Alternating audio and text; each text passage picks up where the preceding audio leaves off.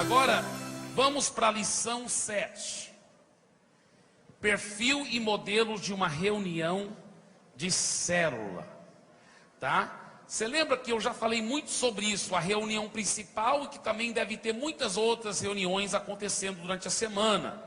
Olha aí na página 71, lição 7, ele fala aí de exemplos de outras reuniões da célula que depois você pode estudar mais em casa.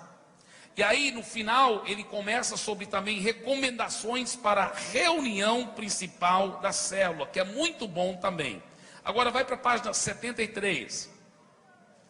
Aqui você vai ver vários formatos sugeridos para uma reunião eficiente de células na visão do MDA. É muito interessante esses formatos, são sugestões de modelos de reuniões diferentes para você pegar ideias e ser criativo, mudar um pouco o formato da sua reunião. Sempre inclui aquelas 8 coisas essenciais que nós demos em uma lição anterior.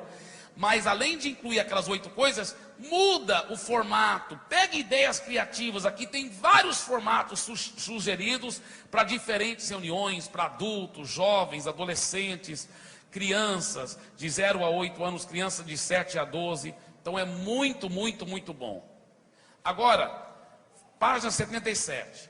A consolidação feita na célula. Vai para a página 78. O envelope e relatório da célula. Na célula oramos pelos enfermos, confortamos os desanimados, ministramos a Santa Ceia, evangelizamos, adoramos e ministramos ofertas. A célula também deve prestar conta de suas atividades. Estou aqui no penúltimo parágrafo da página 78. A célula também deve prestar conta de suas atividades para os supervisores e para a igreja. Para tanto, usamos um sistema simples de relatórios em forma de envelope, o qual nos fornece todas as informações básicas necessárias para um acompanhamento semanal equilibrado. Quando queremos dados mais minuciosos, passamos um formulário mais detalhado. Contudo, esse detalhamento só é feito de maneira ocasional, para não sobrecarregar os líderes com informações que não precisam ser fornecidas toda semana. O monitoramento semanal das células é feito pelo preenchimento do envelope relatório. Esse envelope cumpre uma dupla função, como veremos a seguir. Tá? Então, primeiramente, ele tem uma função financeira, a função financeira do envelope, página 79. Cada célula deve ter um diácono. Essa pessoa é responsável pelas necessidades materiais e financeiras da célula. Ele cuida das cestas básicas na célula, seja recolhendo os alimentos, preparando-os para doar para alguém da própria convivência da célula, seja levando-os para a igreja para ser repassados. Quando vai acontecer uma comunhão do grupo, normalmente é o diácono ou diaconisa quem auxilia o líder nos preparativos, delegando tarefas, dividindo as responsabilidades, fazendo a coleta, etc. O líder deve mobilizar a célula inteira para a grande marcha do amor, que acontece na igreja a cada 2 meses, mas o diácono deve ajudar a garantir que todos os membros sejam lembrados a doar, envolverem com alegria e paixão. Agora, essa quarta estrela aí, escuta bem, aqui fala, o diácono é o responsável por garantir que nunca faltem os envelopes amarelos na célula. Escuta bem o que eu vou dizer. A célula, o diácono pode assumir todas essas responsabilidades. Algumas células fazem diferente. O diácono cuida da área social, do alimento e dessas outras coisas sociais. E essa outra pessoa que cuida do envelope, da oferta e do relatório, eles chamam de secretário, tá certo? Então, uma célula pode ter o diácono e também o secretário. Ou o próprio diácono pode englobar os 2 papéis. Mas, quando a célula tem pessoas para trabalhar, é legal, talvez, além do diácono, ter o secretário também, tá? Então, o diácono ou o secretário é o responsável para garantir que nunca faltem os envelopes amarelos na célula. Podem ser guardados com ele ou ficarem na casa do anfitrião. De qualquer maneira, eles devem estar presentes na hora da reunião. Agora, página 80. Bem aquela primeira estrela na página 80. O alvo é que as ofertas provenientes das células de Fortaleza cubram todas as despesas dos ônibus. Até o momento que este material é produzido, junho de 2010, as ofertas das células cobrem pouco mais de que 50%. Isso é uma grande vitória, porque antes era realmente só 1/3, menos do que 1/3, né? Agora, veja bem, as ofertas devem ser levadas, tá bem? Perdão, eu estou aqui na página 79, né? O secretário da célula ou o diácono responsável para garantir que nunca faltem os envelopes amarelos na célula. Podem ser guardados com ele ao ficarem na casa do anfitrião. De qualquer maneira, eles devem estar presentes na hora da reunião. Agora, página 80. Página 80. Primeira estrela lá. O alvo é que as ofertas provenientes da célula de Fortaleza cubram todas as despesas dos ônibus. Até o momento em que esse material é produzido, junho de 2010, as ofertas das células cobrem pouco mais de que 50% do montante pago pelos ônibus. Cremos que num breve futuro, elas não somente cobrirão todas as despesas de transporte, como ainda ajudarão em missões, sustento de obreiros locais, etc. Quem concorda comigo, diga amém, Jesus. Amém. Agora, as ofertas devem ser levadas necessariamente para a igreja, no próximo Tadel, subsequente à reunião da célula. Podem ser levadas pelo próprio líder, ou pelo diácono, ou secretário da célula. Mas é importante que ninguém fale nessa responsabilidade. Não é somente pelo dinheiro, apesar de que o cuidado com o dinheiro de Deus é uma responsabilidade muito séria, mas também pelos dados que devem estar no relatório do verso, ou seja, no outro lado do envelope, tá certo? Agora, caso o líder da célula tenha reunião com o supervisor antes, ou caso queira levar logo no domingo anterior ao Tadel, para dar para o seu supervisor, tanto melhor. O importante é que as informações cheguem a tempo hábil para que o bom andamento das células não sofra. Agora, vamos ver um pouco a função estatística do envelope. Vamos olhar aqui o envelope, aqui no telão, rapidamente. Muito bem. Veja bem, essa parte do relatório é extremamente importante. Aqui, os membros compromissados presentes. Não é todos os membros da sua célula, não, é somente aqueles que estão presentes. O que é um membro compromissado? Tem que ser batizado? Não. Ele tem que ser convertido de verdade e congregando na Igreja da Paz, tá? Se ele veio de outra igreja, tem que ter vindo com a bênção e a permissão do seu pastor, tá? Aí ele é considerado um membro compromissado daqui, tá certo? Não veio com a bênção e a permissão ainda do seu pastor, é de uma outra igreja, então ele vai ser incluído com os visitantes, tá? Visitante não é só quem não é evangélico, mas também quem é evangélico, mas que é de outra igreja, vai ser contado aí nos visitantes, tá certo? Então, membros compromissados presentes, quantos estão presentes naquele dia da reunião da célula? Aí, quantos visitantes presentes? Visitantes é de 12 anos para cima, tá? De 12 anos para cima, qualquer visitante. Criança, tem algumas crianças por lá, no colo de um pai, no colo de uma mãe, ou tem um grupinho de crianças reunindo lá, que não é bem célula de criança, mas estão contando, alguma irmã da célula está contando história para eles? Amém. Então você vai colocar aqui, quantas crianças tem lá? De 0 a 12. Aí você vai totalizar essas 3 caixas. Você vai somar esses 3 números e vai colocar aqui o número de total de presentes. Tá certo? Total de presentes. Agora, vamos supor que tem uma célula de criança que funciona lá dentro da mesma casa. Para a célula de criança ser considerado célula, tem que ter um líder específico, que ama, que cuida, que vai cuidar bem daquela célula de criança. Tem que ter um material específico. A igreja aqui tem material fenomenal que pegamos lá de Curitiba, que é uma coisa muito linda, irmãos, inclusive para os pais que querem dar culto doméstico para os seus filhos, porque é um material tríplice. É tríplice, veja bem. É o mesmo material que combina com o que eles estão ensinando, sendo ensinados no Paz Kids, no domingo paralelo aos cultos, nas classes das crianças. Esse material tem para o Paz Kids. Aí paralelo a esse material, usando os mesmos textos bíblicos, e as mesmas histórias, mas olhando por outro ângulo, tem um material que é feito para a célula das crianças, que corre paralelo. E o mesmo tema, as mesmas coisas, mas o material feito específico para o culto doméstico. Então seus filhos vão estar crescendo com um alimento coerente, que combina com o que eles estão recebendo na classe das crianças, com a célula e com o culto doméstico. E nós temos esse material aqui na igreja, para a sua célula de criança e para o seu culto doméstico também. Então é uma coisa fabulosa. Você que tem filhos, você deve aproveitar dessa bênção tríplice.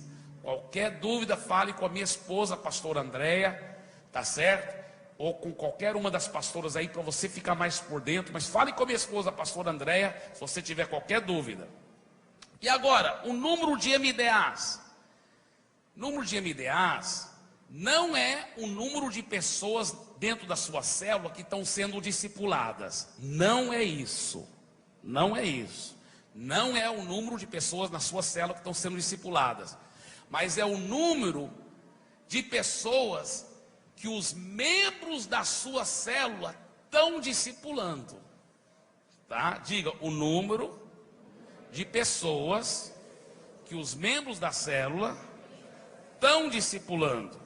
Tá? Então, eu sou líder de célula. E eu discipulo 5 pessoas. 4 estão aqui na minha célula, mas uma é um outro líder de célula, tá? Que eu discipulo, que nem é membro dessa célula.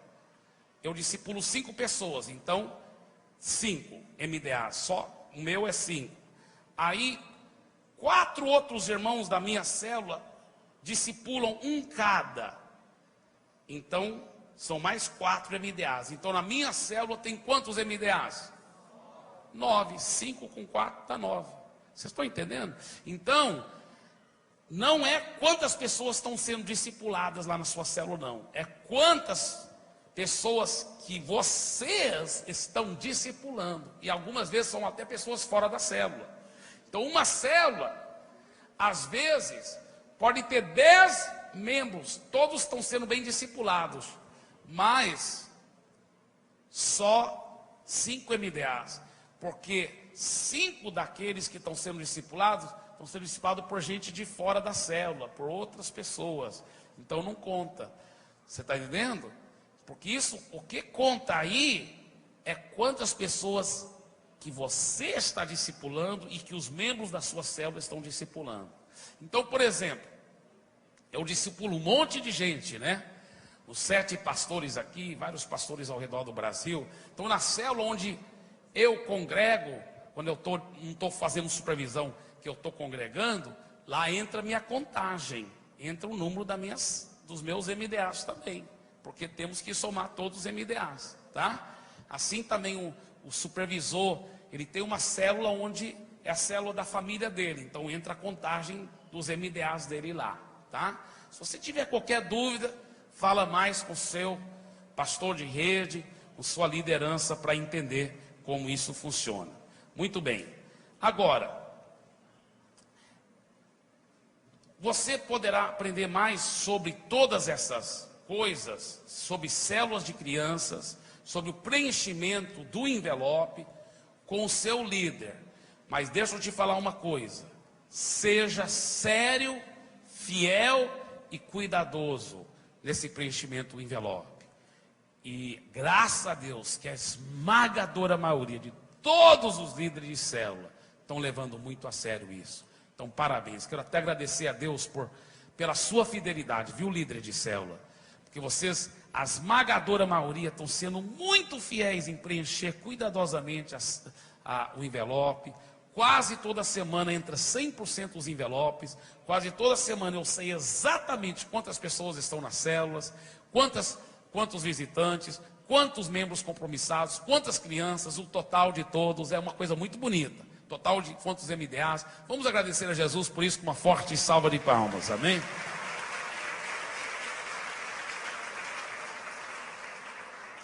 Agora, lição 8, na página 83, a primeira coisa que eu quero fazer é ir para a página 92, depois nós vamos voltar para a página 83, tá? 92, aqui, olha, tem circunstâncias especiais, muito interessantes. Nós não temos tempo agora, mas eu gostaria de encorajar você que com calma estudar isso. Coloca uma estrela aí, estuda isso com mais calma e realmente procura estudar essas circunstâncias especiais, porque elas são muito preciosas, tá? Muito preciosas mesmo. Muito bem. Essa parte das circunstâncias especiais começa na página 92 e vai até o começo de 93. Agora, vamos voltar para a lição, o começo da lição 8, página 83, tá? O caminho da multiplicação celular segundo Jesus e o MDA. Olha lá embaixo onde fala a prioridade da multiplicação. Diga a prioridade da multiplicação. Muito bem. O Robert Coleman diz o seguinte: a prova de qualquer vida cristã é a multiplicação dessa vida em outros. Vamos dizer tudo isso em voz alta? A prova de qualquer vida cristã é a multiplicação dessa vida em outros. Da mesma forma, a prova do sucesso de qualquer ministério cristão é a multiplicação desse ministério na vida de outros.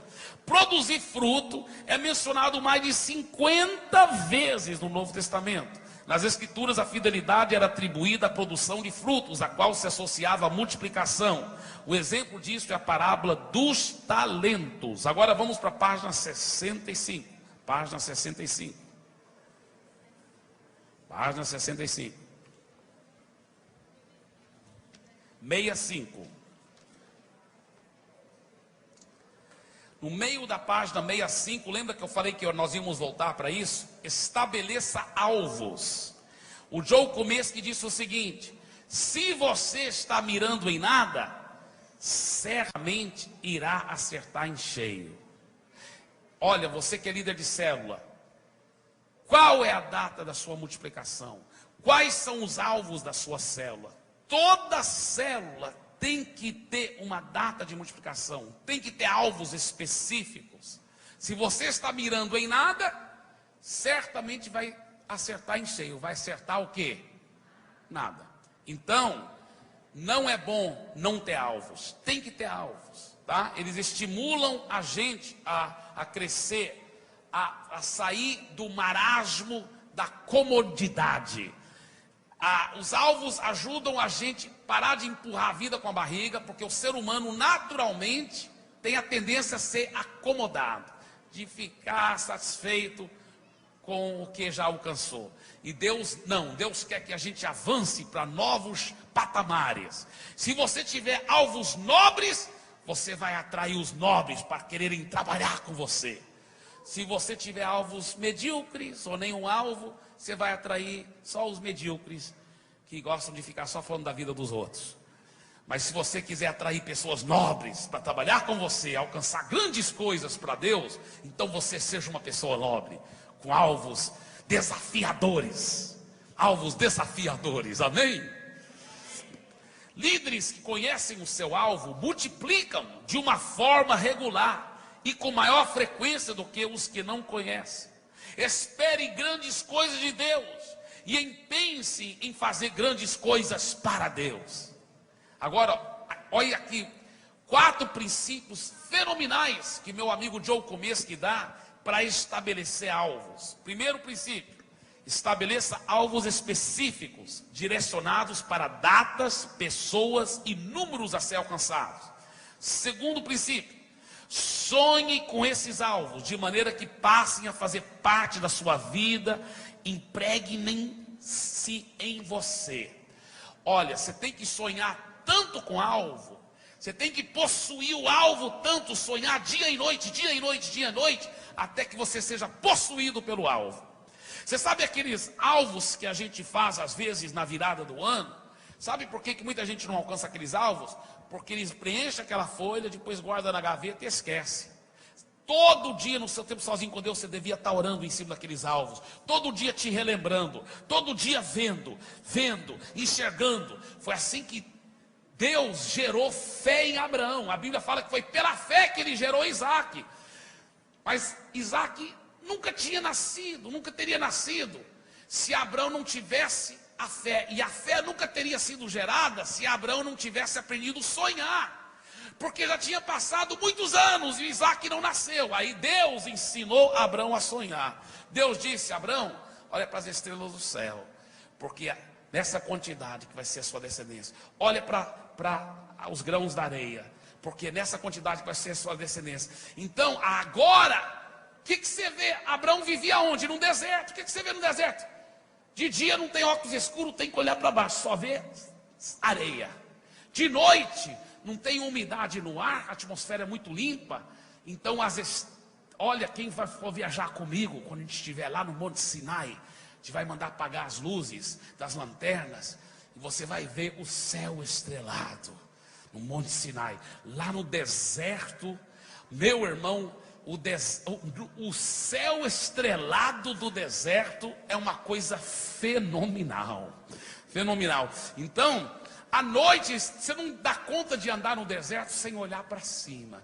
Porque o que Deus estava ensinando a Abraão? Eu quero que você comece a sonhar dia e noite. Porque anos atrás Deus tinha falado para Abraão: você vai ter um filho. Mas Abraão não sonhou como ele deveria ter sonhado. Por isso que a fé nunca foi gerada. Mas agora, Abraão começou a sonhar de dia e de noite. De noite e de dia e de noite, sonhando dia e noite. Ele foi sonhando, ele foi possuindo aquele sonho, até que o sonho o possuiu, e a fé sobrenatural do Espírito Santo foi gerado nele. E a Bíblia fala que foi pela fé que ele então gerou Isaac, para a glória de Jesus, amém? Então, uma vez que você estabeleça alvos, depois de muita oração, escreve aquele alvo e começa a sonhar com aquele alvo dia e noite. E a célula vai multiplicar ainda mais 2 vezes no ano 2010. Ainda vai. Fica sonhando dia e noite. Sua célula vai multiplicar. Você vai crescer. Você é filho de Abraão, em nome de Jesus. Você é herdeiro da promessa, amém? Glória a Deus. Anuncie esses alvos à sua célula, o terceiro princípio, de maneira que todos possam sonhar, planejar e trabalhar juntos em prol das mesmas realizações. Faça os preparativos para alcançar os alvos. Quem espera uma grande colheita, prepara os celeiros. Quem aguarda o nascimento de um bebê, prepara o berço. Então comece a sonhar, preparar tudo para grande multiplicação. Então eu quero te desafiar, meu irmão, minha irmã. Estabeleça uma data para multiplicação. Sonhe em cima daquela data. Você está entendendo? Anuncie todo dia, toda reunião da célula, a data da multiplicação. E comece a sonhar. Começa a preparar os líderes, começa a preparar o anfitrião, começa a preparar o novo diácono para a nova célula, começa a preparar o novo secretário para a nova célula, começa a preparar a nova cesta que vai segurar a marcha do amor da nova célula. Vai sonhando antes, vai preparando tudo antes, vai gerando aquilo dentro de você. Para crescer por fora, você tem que crescer por dentro primeiro.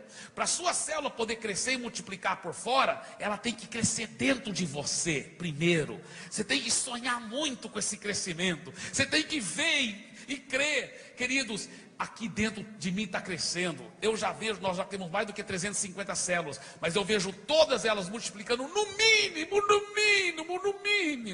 uma vez até o final do ano. Aí nós vamos ter 700 células. Se tiver 700 células, cada uma com 10 pessoas, dá quantas pessoas? 7 mil, isso é só aqui na igreja sede, sem contar no resto do Ceará. 7 mil, só aqui, eu já estou vendo. Por isso que eu estou ficando cada vez mais grávido, aleluia. Elas estão crescendo dentro de mim. E elas vão nascer em nome de Jesus, amém? Olha para o seu vizinho e fala assim: você está grávido, meu irmão. Aleluia. Diga para ele: sua célula vai crescer e multiplicar. Diga para ele: tenha a ousadia de sonhar grande, meu irmão. Deus vai te usar grandemente. Agora vamos para a conclusão. Fique em pé, por favor. Vamos ler essa conclusão todos juntos em voz alta. Página 93. Todo mundo em voz alta, lendo a página 93. Conclusão geral.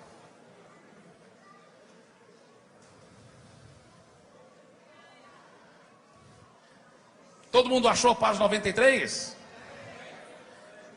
Então vamos ler em voz alta, todo mundo junto. Este material termina por aqui, mas o treinamento continua. As experiências, o aprendizado continuam. Cremos que muitos liderados serão gerados e lançados aos campos para a glória de Deus e o terror do inimigo. Sabemos que Deus está levantando uma geração nova de líderes em sua igreja, totalmente apaixonada por Jesus e pela sua obra. Homens e mulheres, jovens e crianças, totalmente voltados para o cuidado individualizado das vidas, cheios de fé, santidade e obediência a Deus. Já vemos o povo fazendo bom uso do ministério que está sendo colocado em suas mãos. Já vemos os mestres, os pastores, os evangelistas, os profetas e os apóstolos empenhados corretamente em equipar a igreja toda para fazer a obra de Deus. E vejo esta igreja cumprindo fielmente a sua tarefa. Vemos famílias curadas, restauradas, expressando a vida de Deus pelo seu comportamento. Vemos os vizinhos, parentes e amigos dos crentes de nossas igrejas sendo atraídos para Cristo, sem muitas palavras ou pregação, apenas pelo testemunho dos filhos de Deus.